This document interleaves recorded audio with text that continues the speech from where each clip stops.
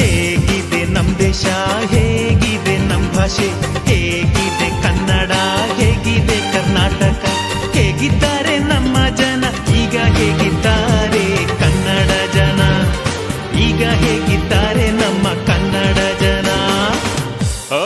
ಬೊಂಬಾಟಾಗಿದ್ದಾರೆ.